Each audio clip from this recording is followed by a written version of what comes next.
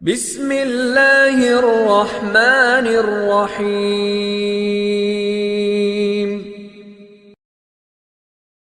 بسم اللہ الرحمن الرحیم۔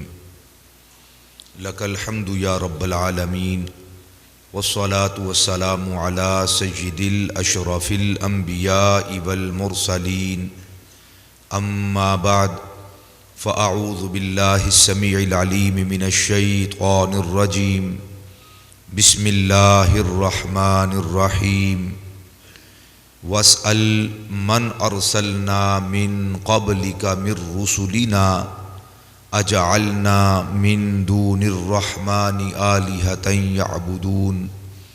آمنت باللہ صدق اللہ مولانا العظیم۔ ان اللہ وملائکتہ یصلون علی النبی یا ایہا الذین آمنوا صلوا علیہ وسلموا تسلیما۔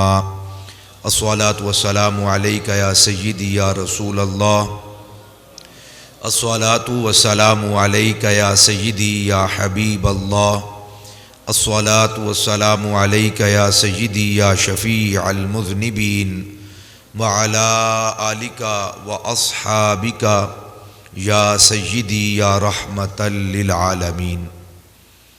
اللہ جل وعلا کی بارگاہ صمدیت میں انتہائی عاجزانہ حمد و ثنا کا نذرانہ عقیدت پیش کرنے کے بعد حضور نبی رحمت ختمی مرتبت مصطفیٰ جان رحمت صلی اللہ تعالی علیہ وآلہ وسلم کی بارگاہ عرفہ و علی شان میں انتہائی عاجزانہ درود و سلام کا نذرانہ پیش کرنے کے بعد واجب الاحترام ذوی الاحتشام احباب ذی وقار رب ذوالجلال کا احسان عظیم جس مالک کائنات نے ہم سب کو باجماعت نماز ادا کرنے کی توفیق عطا کی، رب ذوالجلال ساری زندگی صحیح معنوں میں حقوق اللہ اور حقوق العباد ادا کرنے کی توفیق نصیب فرمائے۔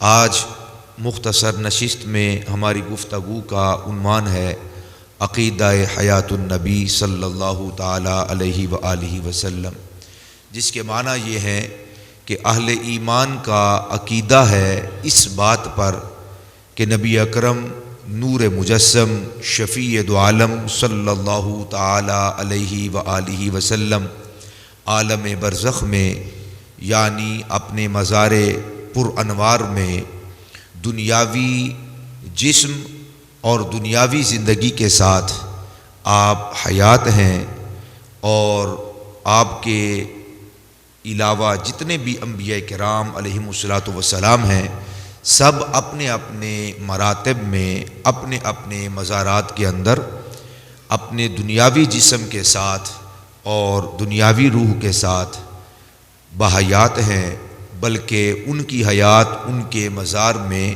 دنیاوی زندگی سے بھی افضل و اعلیٰ اور ارفع و بالا ہے۔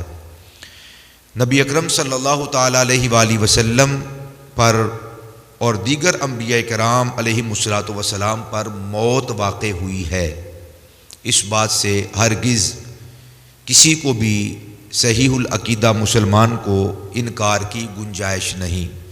بعض اوقات یہ بھی سنا جاتا ہے کہ بعض بھائی یہ بھی کہہ دیتے ہیں کہ نبی اکرم صلی اللہ علیہ وآلہ وسلم پر موت وارد ہی نہیں ہوئی، تو ایسی بات نہیں ہے، بلکہ ہمارے اسلاف نے اکابرین نے بڑی ڈیٹیل کے ساتھ یہ مسئلہ بیان کیا ہے، اور یاد رکھنے والا ہے کہ تمام انبیاء کرام علیہم الصلاۃ والسلام بشمول ہم سب کے آقا و مولا امام الانبیاء صلی اللہ تعالی علیہ وآلہ وسلم کے تمام انبیاء کرام علیہم الصلاۃ والسلام پر موت واقع ہوئی ہے۔ ان کی ارواح ان کے اجسام اور ان کے ابدان سے نکلی ہیں، اس کے اندر کسی قسم کا ذرہ برابر بھی کسی کو کوئی شک نہیں ہے۔ اہل ایمان کا اس کے ساتھ ساتھ یہ بھی عقیدہ اور نظریہ ہے کہ جب ارواح ابدان سے نکلتی ہیں، کسی بھی شخص کے بدن سے اس کی روح نکلتی ہے، تو تمام کی ارواح کے نکلنے کا انداز اور صورت یکساں نہیں ہوتی۔ سب کی ارواح ایک ہی طرح سے نکلے، ایک ہی طرز پہ نکلے، ایک ہی انداز سے نکلے، ایسا بھی نہیں ہے۔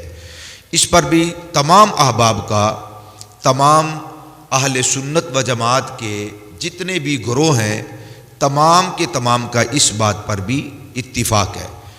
اشعری اور ماتریدی اور اسی طرح ان عقائد پر جو فقہائے اربعہ ہیں، مذاہب اربعہ ہیں، یعنی حنفی، مالکی، شافعی اور حنبلی، ان تمام فقہا اور ان سب کے پیروکاروں کا اس بات پر بھی اتفاق ہے کہ جب ارواح ابدان سے نکلتی ہیں تو یکساں نہیں نکلتی، حسب مراتب نکلتی ہیں۔ مسلمان کی روح جب نکلتی ہے اس کا انداز، اس کی حیت اور اس کی صورت اور ہوتی ہے، کافر کے بدن سے جب نکلتی ہے تو صورت اور ہوتی ہے۔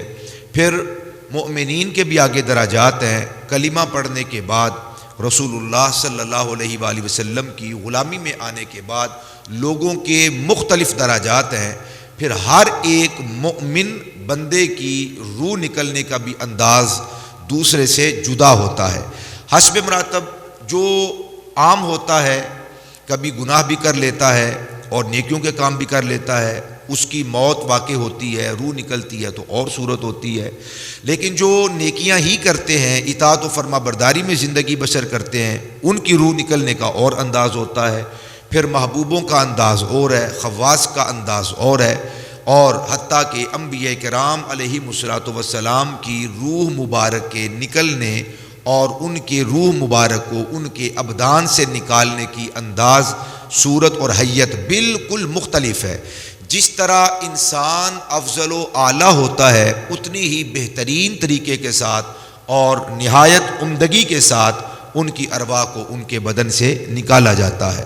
چونکہ اس کائنات میں سب سے افضل و اعلیٰ مخلوقات میں سے سب سے افضل مخلوق رب ذوالجلال کے محبوب بندے حضرات انبیاء کرام علیہ الصلوۃ والسلام ہیں اور مرسلین عظام ہیں، تو ان کی ارواح ان کے درجہ کا لحاظ رکھتے ہوئے نہایت شائستگی کے ساتھ اور پورے پروٹوکول کے ساتھ، پورے اہتمام کے ساتھ ان کی ارواح کو ان کی بدن سے نکالا جاتا ہے۔ پھر یاد رکھیے کہ ہر مرنے والا جب اس کے روح اس کے بدن سے نکل جاتی ہے اور وہ تہے مزار چلا جاتا ہے، اپنی قبر میں چلا جاتا ہے، تو ان کی ارواح کو ان کی قبروں کے اندر لوٹا دیا جاتا ہے اور ان کو بھی قبروں کے اندر مختلف قسم کی زندگی اور مختلف قسم کی حیات ملتی ہے، خواہ وہ مسلمان ہو، خواہ وہ کافر ہو، خواہ وہ نیکوکار ہو، خواہ وہ شریر ہو، خبیث ہو، جیسا بھی انسان ہوتا ہے، اچھا ہوتا ہے یا برا ہوتا ہے، بھلا ہوتا ہے یا بدبخت ہوتا ہے، تو ان کی ارواح ان کے ابدان میں قبر کے اندر لوٹا دی جاتی ہیں، اور پھر جس جس انداز میں اور جس جس حیت اور صورت میں یا جس جس عقیدہ و نظریہ پہ ان کی موت واقع ہوتی ہے، اس کے مراتب کا لحاظ رکھتے ہوئے قبر کے اندر اس کے ساتھ معاملہ کیا جاتا ہے۔ حتیٰ کہ کافر کو بھی زندگی ملتی ہے لیکن اس کی حیات خبیثہ ہوتی ہے، مومن کو بھی حیات ملتی ہے اور اس کی حیات طیبہ ہوتی ہے۔ اللہ سبحانہ و تعالیٰ نے قرآن مجید فرقان حمید میں بہت سارے 20 مقامات پر یہ فرق واضح کیا ہے کہ قبر میں جانے کے بعد لوگوں کے احوال مختلف ہوتے ہیں۔ ایسا نہیں کہ جو کافر ہے تو اس کی روح کو اس کے بدن کی طرف لوٹایا نہیں جاتا اور جو نیکوکار ہوتا ہے اس کو لوٹا دیا جاتا ہے، ایسا نہیں ہے، بلکہ مومن ہو یا کافر ہو، دونوں کی ارواح کو ان کے ابدان میں لوٹا دیا جاتا ہے۔ روح کا ان کے جسم کے ساتھ اور جسم کا ان کی روح کے ساتھ تعلق ہوتا ہے۔ مثال کے طور پہ اللہ سبحانہ و تعالیٰ نے آل فرعون کا ذکر کرتے ہوئے قرآن مجید سورہ مؤمن کے اندر ارشاد فرمایا کہ النار یعرضون علیہا غدوا وعشیا، آگ پر آل فرعون کو صبح و شام پیش کیا جاتا ہے۔ جتنے کفار حالت کفر میں مرے تھے تو ان کی ارواح کو ان کے جسموں کو نار پر، آگ پر پیش کیا جاتا ہے، اور وَيَوْمَ تَقُومُ السَّاعَةُ أَدْخِلُوا آلَ فِرْعَوْنَ أَشَدَّ الْعَذَابِ، اور قیامت والے دن فرشتوں کو حکم ہوگا کہ ان کو شدید ترین عذاب کے اندر پھینک دیا جائے۔ قبر میں بھی ان کو عذاب ہوتا ہے، عذاب روح اور جسم دونوں کو ہوتا ہے۔ ایسا نہیں کہ فقط جسم کو ہو اور روح کو نہ ہو، یا روح کو ہو اور جسم کو نہ ہو، روح اور جسم دونوں پر عذاب کو نازل کیا جاتا ہے اور واقع کیا جاتا ہے۔ علماء فرماتے ہیں کہ جو قبر کے اندر جس پر عذاب نازل ہوتا ہے، اللہ سبحانہ و تعالیٰ کا قہر ہوتا ہے اور غضب نازل ہوتا ہے، ان کی حیات خبیثہ ہے۔ اور مومن کو چونکہ اس نے اطاعت والی، بندگی والی، فرما برداری والی زندگی بسر کی ہوتی ہے، جب وہ قبر کے اندر جاتا ہے تو اللہ سبحانہ و تعالیٰ اس کی حیات کو حیات طیبہ قرار دیتا ہے۔ ارشاد باری تعالیٰ ہے، من عمل صالحا من ذکر او انثی وہو مؤمن فلنحیینہ حیاتا طیبہ وَلَنَجْزِيَنَّهُمْ أَجْرَهُمْ بِأَحْسَنِ مَا كَانُوا يَعْمَلُونَ، کہ جو عمل کرے صالح، مرد ہو یا عورت، اس شرط پر کہ وہ مومن ہو، مرد ہو یا عورت ہو، کوئی تفریق نہیں کی جاتی، مومن ہو، مرد ہو پھر یا عورت ہو، نیک اعمال کر کے اطاعت والی، بندگی والی، اللہ تعالیٰ کی رضا والی زندگی بسر کر کے جب وہ قبر کے اندر جاتا ہے، فرمایا فَلَنُحْيِيَنَّهُ حَيَاتًا طَيِّبَةً، ہم ضرور بھی ضرور ان کو حیات طیبہ عطا فرما دیتے ہیں، وَلَنَجْزِيَنَّهُمْ أَجْرَهُمْ بِأَحْسَنِ مَا كَانُوا يَعْمَلُونَ، اور ہم ضرور بھی ضرور ان کو اجر عطا فرماتے ہیں، یا مستقبل کا ترجمہ کریں تو پھر یہ معنی ہوگا، اور ضرور بھی ضرور ہم ان کو اجر عطا فرمائیں گے بدلہ اس کا جو وہ زندگی کے اندر اچھے اعمال کرتے تھے۔ اب ان کو وہاں پر بچھونے بچھا دیے جاتے ہیں، ان کو انواع و اقسام کے کھانے میسر آتے ہیں، وہاں سے اجنبیت کو دور کر دیا جاتا ہے، تاریکیوں کو دور کر دیا جاتا ہے، ظلمات کو ہٹا دیا جاتا ہے، جنت کی کھڑکی کھول دی جاتی ہے، جہنم کی کھڑکی بند کر دی جاتی ہے، اور ان کا جی بہلانے والے اعمال ان کے عزیز و قارب کی صورت کے اندر، ان کی قبر کے اندر پہنچ جاتے ہیں۔ ایک عالم کا علم ایک انسانی صورت بنا کر رب ذوالجلال قبر کے اندر اس عالم کی وحشت کو دور کرنے کے لیے، اور اسی طرح جو اچھے اخلاق والا ہوتا ہے اس کے اخلاق کو یا عبادات انسان اگر بڑے خوش دلی کے ساتھ، ذوق اور شوق کے ساتھ، اخلاص کے ساتھ کرتا ہے تو اس کی وہ نمازیں، اس کی وہ تہجد، اس کے وہ روزے، اس کی وہ نیکیاں مختلف صورتوں کے اندر انہیں تبدیل کر کے قبر میں ان کو بھیج دیا جاتا ہے، تاکہ وہ میت کی اجنبیت کو دور کر کے ان کو انسیت کا ماحول دیں، اپنائیت کا ماحول دیں۔ تو رب ذوالجلال فرماتا ہے فَلَنُحْيِيَنَّهُ حَيَاتًا طَيِّبَةً، یہ ہے اہل ایمان کی پاکیزہ ترین زندگی جو ان کو ان کی قبروں میں عطا کر دی جاتی ہے۔ ان سب باتوں میں بھی کسی کا کوئی اختلاف نہیں ہے کہ قبر کی جو زندگی ہے، برزخ کی جو زندگی ہے، فرق یہاں پر بعض لوگ کرتے ہیں کہ ایک برزخی حیات ہوتی ہے، ایک دنیاوی حیات ہوتی ہے۔ اختلاف اس مسئلے کے اندر ہے، حیات میں کسی قسم کا کوئی اختلاف نہیں۔ اور پھر یہ بات بھی یاد رکھیے کہ تمام ائمہ اہل سنت کے نزدیک، تمام ائمہ اہل سنت جتنے بھی اہل حق ہیں، اہل سنت ہیں، ناجی ہیں، سب کا اس بات پر بھی اتفاق ہے کہ حسب مراتب مؤمنین کو ان کی قبروں کے اندر ان کو دنیاوی زندگی جیسی زندگی عطا فرما دی جاتی ہے، اور اس سے بھی افضل و اعلیٰ عطا فرمائی جاتی ہے۔ ہاں، بعض وہ لوگ کہ جو اہل سنت سے ہٹ گئے، ان کا یہ نظریہ ہے کہ فقط ان کو برزخی زندگی دی جاتی ہے، اور کسی ایک کو بھی نیک اعمال اور صالح اعمال کرنے والے کو، حتیٰ کہ انبیاء کرام علیہ الصلوۃ والسلام کو بھی دنیاوی زندگی نہیں دی جاتی اور دنیاوی حیات نہیں دی جاتی۔ یہ ان لوگوں کا نظریہ ہے جو کہ اہل سنت سے خارج ہیں۔ پہلے دور کے اندر اصطلاح استعمال ہوتی تھی معتزلہ، یعنی اہل سنت کے گروہ سے، اہل سنت کی جماعت سے نکل جانے والے، اعتزال، نکلنا، خارج ہو جانا۔ تو جو اہل سنت کے دائرے سے نکل گئے ان کا یہ نظریہ ہے، جبکہ اہل سنت کا یہ نظریہ ہے کہ بعض کو فقط برزخی زندگی دی جاتی ہے، لیکن جو محبوب ہوتے ہیں، مقرب ہوتے ہیں، پیارے ہوتے ہیں، خواص ہوتے ہیں، اللہ تعالیٰ ان کو برزخی زندگی بھی دیتا ہے اور ان کو دنیاوی جسم، دنیاوی روح اور دنیاوی زندگی سے بھی افضل و اعلیٰ زندگی ان کے مزارات میں ان کو عطا فرما دیتا ہے، حتیٰ کہ شہداء کو بھی۔ پھر اس کے اوپر دلائل ہیں۔ رب ذوالجلال قرآن مجید فرقان حمید میں ارشاد فرماتا ہے وَاسْأَلْ مَنْ أَرْسَلْنَا مِنْ قَبْلِكَ مِنْ رُسُلِنَا أَجَعَلْنَا مِنْ دُونِ الرَّحْمَنِ آلِهَةً يَعْبُدُونَ۔ اے محبوب صلی اللہ علیہ وآلہ وسلم آپ پوچھئے، آپ سوال کیجئے ان سے، من ارسلنا جن کو ہم نے بھیجا، من قبلک آپ سے پہلے، من رسولنا اپنے رسولوں میں سے، ہم نے اپنے رسولوں میں سے جن کو آپ سے پہلے بھیجا ہے آپ ان سے سوال کریں۔ کیا سوال؟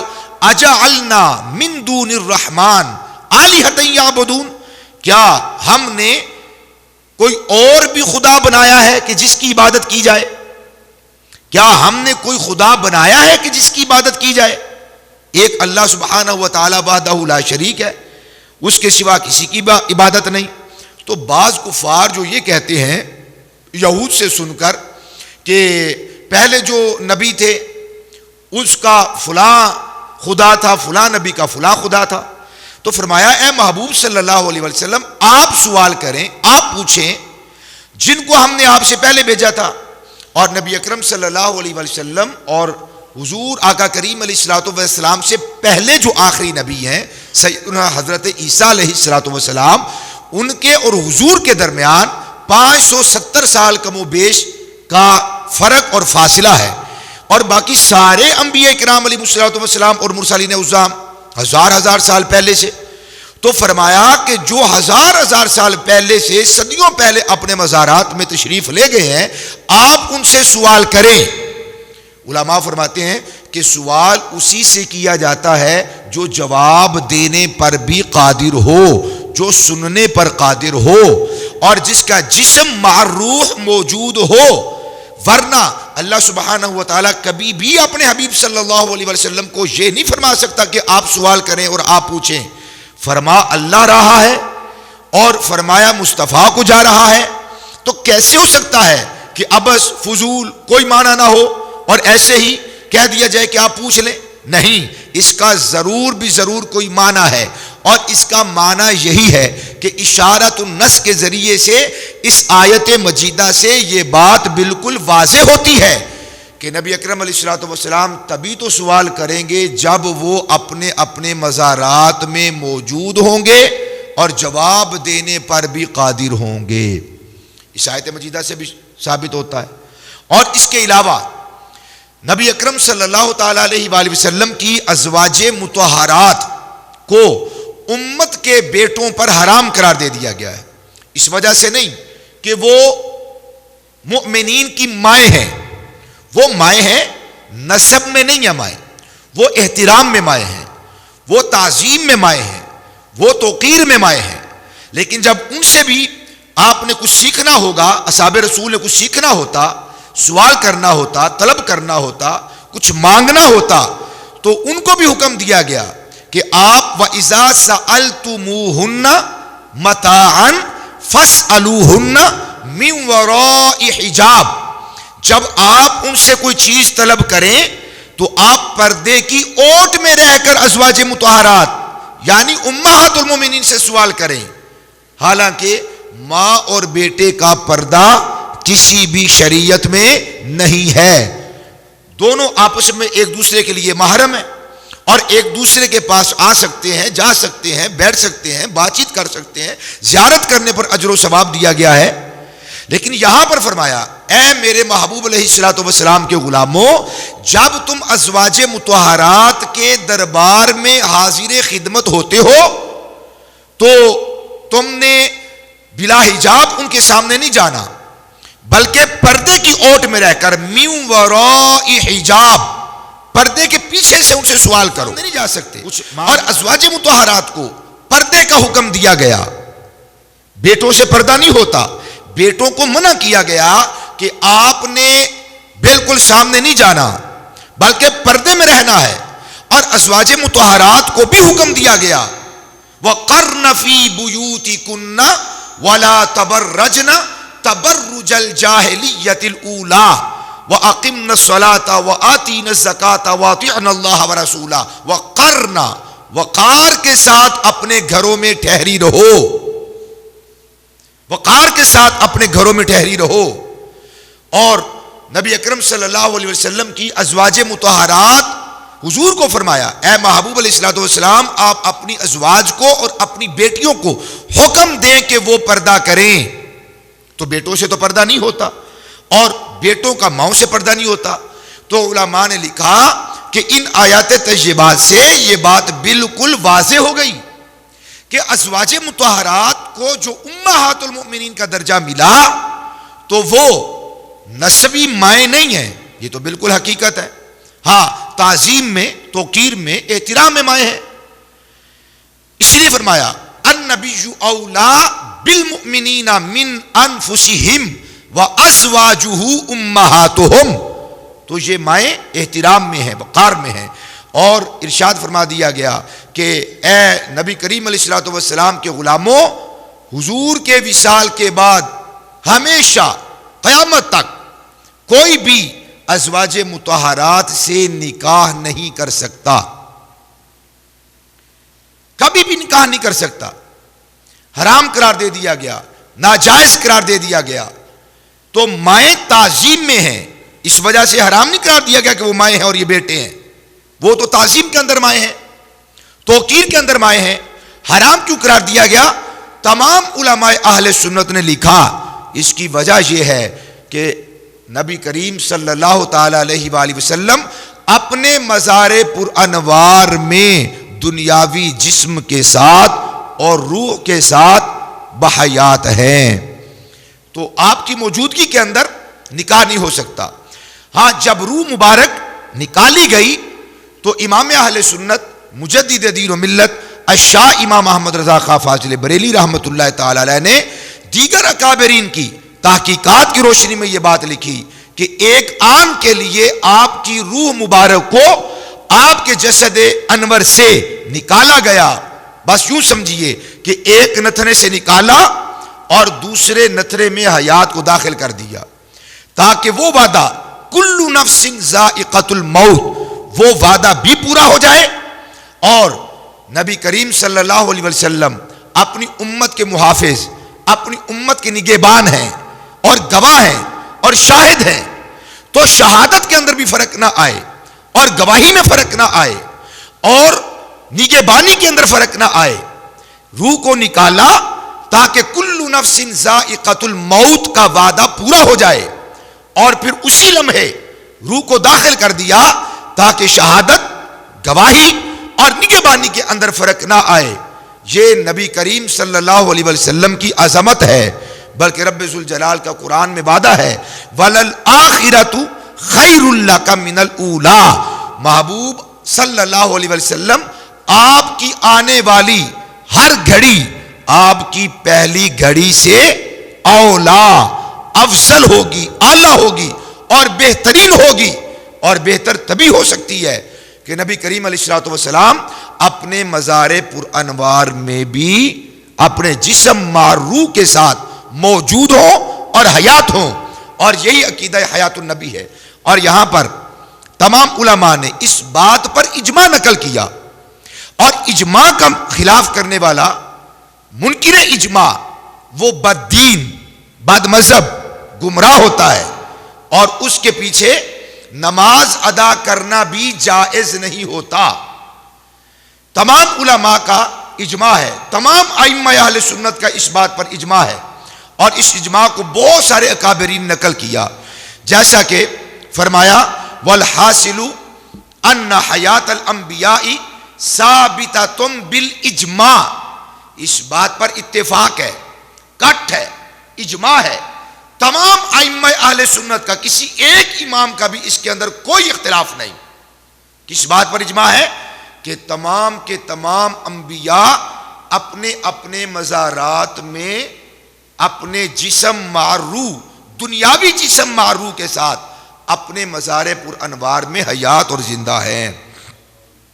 اسی طرح امام الحافظ محمد عبد الرحمن السخاوی رحمۃ اللہ تعالی علیہ الشافعی، آپ نے بھی اسی اجماع کو نقل کیا. آپ فرماتے ہیں وَنَحْنُ نُؤْمِنُ وَنُصَدِّقُ بِأَنَّهُ حَتَّى يُرْزَقَ فِي قَبْرِهِ وَأَنَّ جَسَدَهُ الشَّرِيفَ. ہم سب اس بات پر ایمان لاتے ہیں. ایمان لانے کی بات کی ہے. ہمارا ایمان ہے اس بات پر، ہمارا ایمان ہے اس بات پر. کس بات پر ہمارا ایمان ہے؟ اور ہم تصدیق کرتے ہیں بِأَنَّهُ اس بات کی حَتَّى يُرْزَقَ یہاں تک کہ تمام انبیاء کرام علیہ الصلوۃ والسلام کو رزق دیا جاتا ہے فی قبرہ ان کی قبر میں، ان کے مزار میں، وَأَنَّ جَسَدَهُ الشَّرِيفَ اور بے شک تمام انبیاء کرام علیہ الصلوۃ والسلام اور بالخصوص آپ صلی اللہ علیہ وسلم کا جسد شریف اپنے مزار میں موجود ہے. کیوں؟ لا تأکلہ الارض زمین ان کے اجسام کو نہیں کھاتی. والاجماع علی ھذا اس بات پر تمام ائمہ اہل سنت کا اتفاق ہے.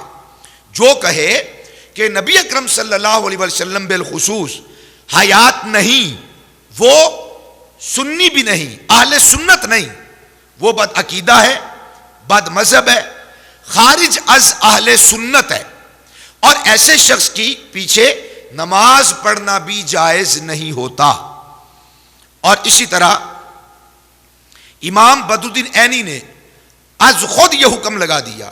آپ فرماتے ہیں من انکر الحیات فی القبر وہم المعتزلہ، کہ جن لوگوں نے اس بات کا انکار کیا کہ انبیاء کرام علیہ الصلوۃ والسلام اپنے اپنے مزار میں زندہ نہیں، وہ اہل سنت نہیں ہے بلکہ وہ معتزلہ ہیں.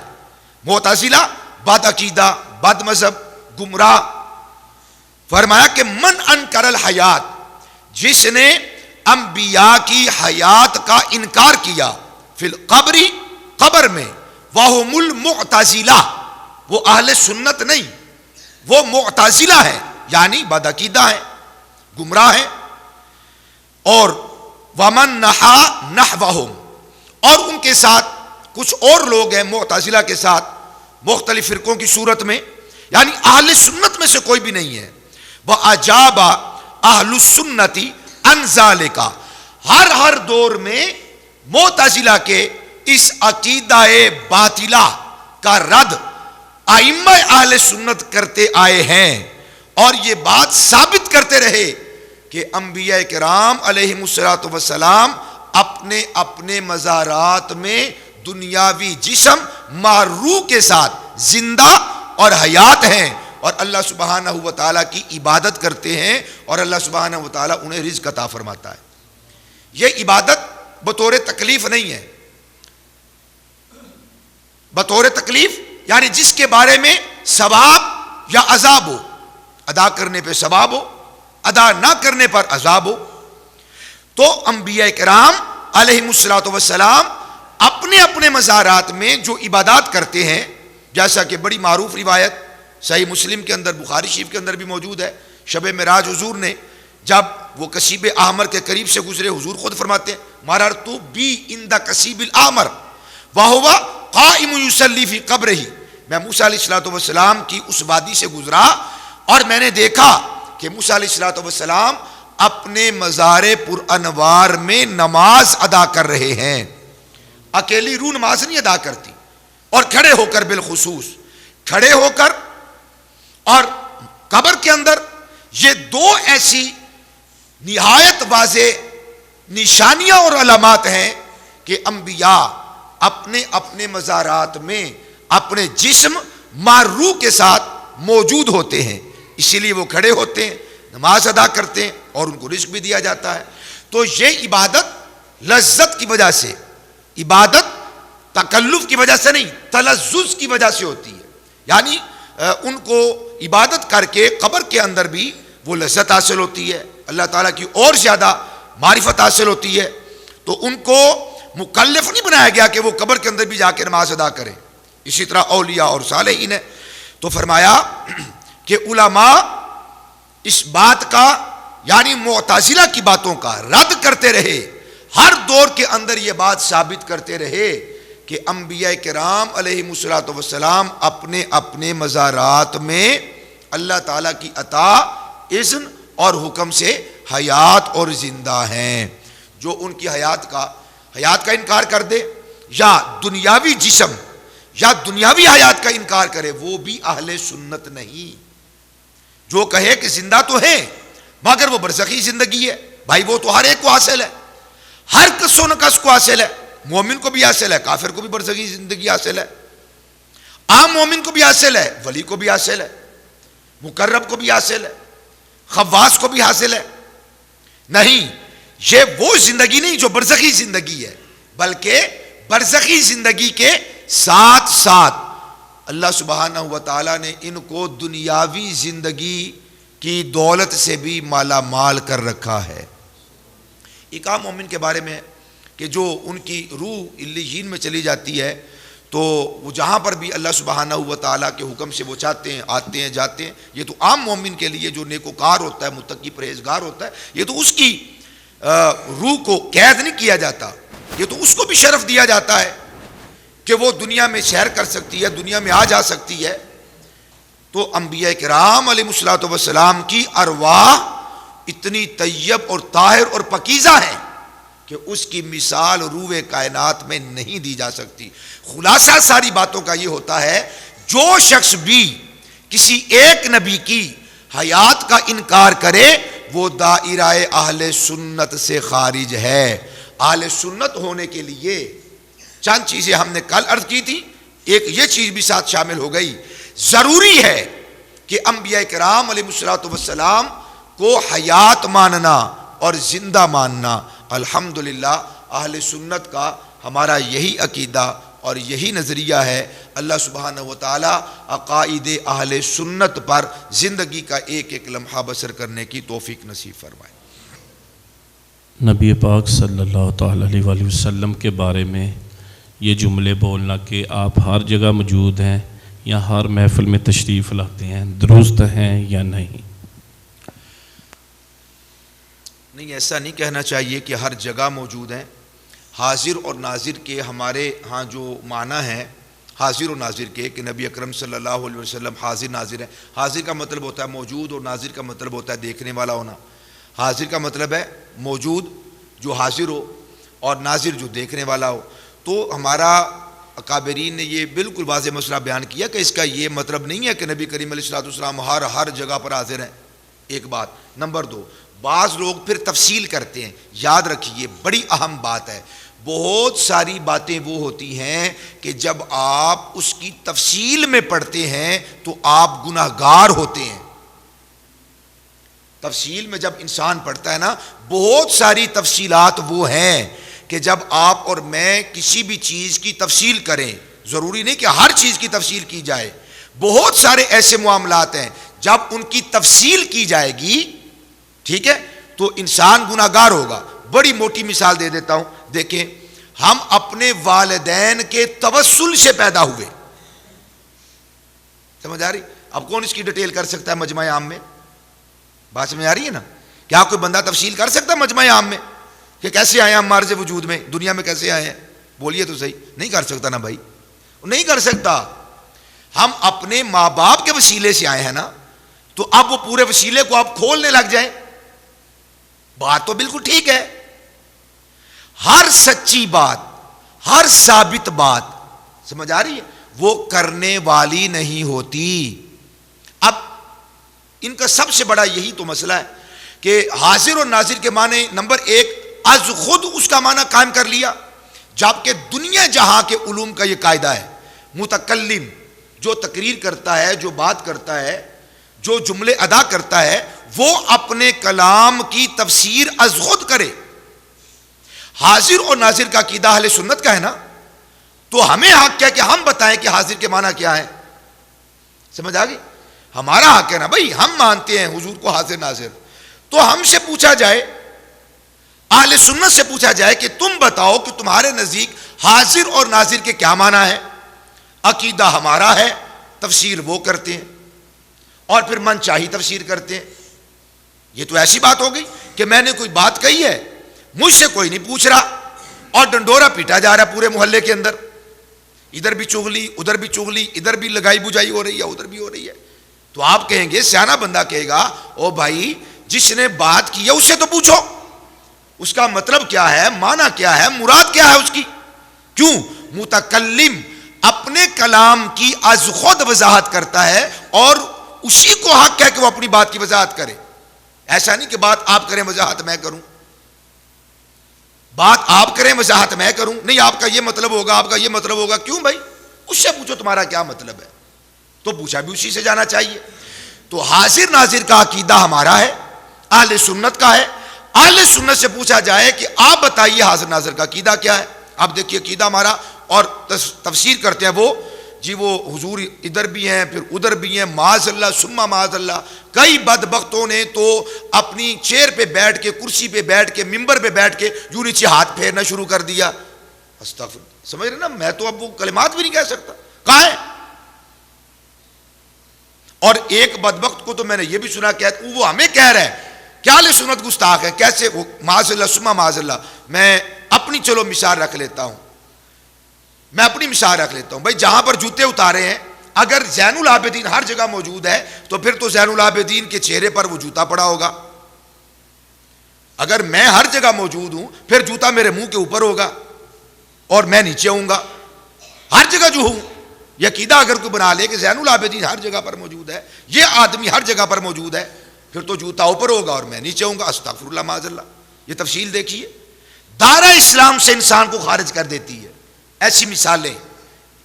حاضر اور ناظر کا یہ قطعاً معنی نہیں کہ حضور ہر جگہ پر موجود ہیں، نہیں. اس کی تفصیل یہ ہے، نمبر ایک، نبی اکرم صلی اللہ علیہ وسلم اپنی سلطنت، اپنی حکومت، اپنی نبوت، اپنی رسالت کے ساتھ ہر جگہ موجود ہیں. یعنی ہر جگہ حضور نبی ہیں، ہر جگہ حضور رسول ہیں. یہ نہیں کہ پاکستان میں نبی ہیں تو افغانستان میں نبی نہیں، افغانستان میں رسول ہے تو جاپان میں آپ رسول نہیں. کائنات کے ہر ذرے کے لیے آپ نبی بن کر، آپ رسول بن کر آئے. آپ کی نبوت، آپ کی رسالت، آپ کی سلطنت، آپ کی حکومت، آپ کا اقتدار، آپ کا اختیار ہر جگہ موجود ہے. حاضر کے یہ معنی ہے. ہمارا یہ مطلب نہیں ہے کہ حضور کا جسم مقدس ہر جگہ پر موجود ہے، نہیں. حضور کی سلطنت ہر جگہ پر موجود ہے. آپ صلی اللہ علیہ وسلم کی حکومت، آپ کی سلطنت دنیا پر بھی موجود ہے، دنیا کے اندر بھی موجود ہے. فضاؤں میں بھی حضور کی سلطنت ہے، ہواؤں میں بھی حضور کی سلطنت ہے، عرش پر بھی حضور کی سلطنت ہے. کل کائنات کو تابع بنا دیا اور ساری کائنات کے لیے وما ارسلناک الا کافۃ للناس، حضور ساری کائنات کے لیے رسول بنا کر اللہ تعالیٰ نے آپ کو مبعوث فرمایا. تو آپ کی نبوت ہر جگہ پر ہے، آپ کی رسالت ہر جگہ پر ہے، آپ کی حکومت ہر جگہ پر ہے، آپ کی سلطنت ہر جگہ پر ہے. یہ حاضر کے معنی ہے. نمبر دو، یہ معنی بھی بیان کیے گئے ہیں کہ جہاں پر آپ صلی اللہ علیہ وسلم چاہتے ہیں باذن الہی آپ ہر اس مقام پر تشریف لے جا سکتے ہیں. یہ تو ان کی کتابوں میں عام مومنین کے بارے میں آپ پڑھ لیں، جہاں پر وہ معاد اور حشر کا بیان کیا جاتا ہے، قیامت کا ذکر ہے، یا جہاں پہ قبر اور برزخ کا بالخصوص ذکر ہے، ان کی کتابوں میں بھی آپ پڑھیے تو عام مومن بتایا جائے گا آپ کسی کی جو روح ہوتی ہے وہ فلاں جگہ پہ ہوتی ہے، فلاں جگہ پہ ہوتی ہے، ان کے شمشان گھاٹ میں ہوتی ہے، فلاں کی فلاں مرگٹ میں ہوتی ہے. مگر مومن کی روح اعلیٰ علیین میں بھی ہوتی ہے، قبر میں بھی ہوتی ہے. اس کا تعلق بڑا گہرا اور انتہائی لطیف اس کا تعلق ہوتا ہے. اور مومن کی روح کو قید نہیں کیا جاتا، اس کو سیر کرنے کی اجازت دی جاتی ہے. میں نے کہا آپ تو سیر کریں، ہے توجہ، مرنے کے بعد آپ کی روح مبارک سیر کرے ہر جگہ پر، وہ دورہ بھی کر جائے. یہ تو سب چیزیں کتابوں میں موجود ہے نا، ڈیٹیل کی وہ ہے نہیں، وہ دورہ بھی پا جائیں. اللہ اکبر کبیرہ. آپ کی روح تو ساری جگہ پر جائے اور سارے کام کرے. تو ہمارے آقا و مولا صلی اللہ علیہ وسلم کو تو اللہ پاک نے اپنا محبوب ترین محبوب بنا کر بھیجا ہے. تو حاضر کے معنی یہ ہے جہاں آپ چاہتے ہیں، جب آپ چاہتے ہیں، اللہ سبحانہ و تعالیٰ کی اذن اس کے حکم اور اجازت سے آپ تشریف لے جاتے ہیں. حاضر کے یہ معنی ہے. اور ناظر کا معنی بالکل اپنے مزار کے اندر آپ تشریف فرمائیں اور پوری دنیا کو ملاحظہ فرما رہے ہیں, پوری دنیا کو ملاحظہ فرما رہے ہیں. کوئی چیز بھی حضور پر اللہ سبحانہ و تعالیٰ نے پوشیدہ نہیں رکھی. رائی کے دانے کی طرح پوری زمین کو سکیڑ دیا گیا, پوری کائنات کو بول بنا کر کمپریس کر کے چھوٹا سا دانہ بنا کے, گویا کہ مثال دے رہا ہوں, حضور کی رائی کے ہتھیلی پر رائی کا دانہ رکھ دیا. جس طرح آپ مسور کے دانے کو دیکھ لیتے ہیں, کوئی آپ کو تردد نہیں ہوتا, کوئی کسی قسم کا شک اور شبہ نہیں ہوتا, بلا حجاب بلا رکاوٹ آپ دیکھ لیتے ہیں. پوری کائنات کو کمپریس کیا گیا اور کمپریس کر کے مسور کے دانے جتنا اسے بنا کے حضور کی ہتھیلی پہ رکھ دیا. حضور ہر چیز کو دیکھ رہے ہیں. آنکھ کی چھوٹی سی پتلی ہے, پورے جہان کو دیکھنے کے لیے کافی ہے. چھوٹی چیزوں میں بڑی چیزیں سما جاتی ہیں, یہ تو کوئی مشکل نہیں ہے. تو اللہ سبحانہ و تعالیٰ اس بات پر قادر ہے, حضور نے خود فرما دیا ہے. تو ناظر کے یہ معنی ہے. تو بہرحال یہ معنی نہیں ہے کہ محبوب علیہ الصلوۃ والسلام ہر وقت ہر جگہ موجود ہوتے ہیں. پھر استغفر اللہ, اتنی عجیب باتیں لکھی ہیں کہ آپ کو کیا بتائیں. جو تعلق ہوتا ہے میاں بیوی کا, استغفر اللہ معاذ اللہ, وہاں پر بھی وہ عجیب و غریب وہاں پر نکتہ فری نہیں کرتے. یاد رکھیے ہر مقام تفصیل کا نہیں ہوتا. ہم ایک دوسرے کی تفصیل کریں گے تو بے حیا ہوں گے, نبیوں کے بارے میں ایسی تفصیل کریں گے تو دائرہ اسلام سے خارج ہو جائیں گے. اس چیز کو سمجھنا چاہیے. آمین. اللہم صلی علی سیدنا و مولانا محمد معدن الجود والکرم منبع العلم والحلم وبارک وسلم وصلی علیہ. اللہم انا نسألک العفو والعافیت والمعافات الدائمة فی الدین والدنیا والآخرہ. رب اغفر وارحم وانت خیر الراحمین. سمعنا واطعنا غفرانک ربنا والیک المصیر. یا الہ العالمین, اپنے محبوب صلی اللہ علیہ وآلہ وسلم کا صدقہ ہم سب کی حاضری کو شرف قبولیت عطا فرما. یا الہ العالمین, ہم سب کی مسائی جمیلہ کو اپنی بارگاہ عالی شان میں قبول و منظور فرما. یا الہ العالمین, اپنی بندگی حضور کی اطاعت و فرما برداری کی توفیق نصیب فرما. یا الہ العالمین, ہم سب کو صحیح معنوں میں حقوق اللہ اور حقوق العباد ادا کرنے کی توفیق نصیب فرما. بیماروں کو صحت و عافیت شفا کاملہ واجلہ عطا فرما. حلال رزق کی وسعتیں نصیب فرما, حلال رزق کی فراوانیاں نصیب فرما. یا الہ العالمین, امت مسلمہ, امت مظلومہ, امت مرحومہ پہ رحم و کرم فرما. اے میرے مالک, ہم سب کی حال پہ رحم و کرم فرما. ہمارے فوت شدگان حضور کے سارے غلاموں کی بلا حساب بخشش و مغفرت فرما. رمضان المبارک کا مقدس مبارک مہینہ ہے میرے مالک, ہمیں اپنی بخشش کروانے کی توفیق عطا فرما. اے اللہ بلا حساب ہم سب کی بخشش و مغفرت فرما. اے اللہ بلا حساب ہم سب کی بخشش و مغفرت فرما. ہم سب کی عاجزانہ قولی فعلی بدنی مالی عبادات کو قبول و منظور فرما. وَأُفَوِّضُ أَمْرِي إِلَى اللَّهِ إِنَّ اللَّهَ بَصِيرٌ بِالْعِبَادِ. فَصَلَّى اللَّهُ تَعَالَى عَلَى خَيْرِ خَلْقِهِ سَيِّدِنَا وَمَوْلَانَا مُحَمَّدٍ وَعَلَى آلِهِ وَأَصْحَابِهِ أَجْمَعِينَ بِرَحْمَتِكَ يَا أَرْحَمَ الرَّاحِمِينَ.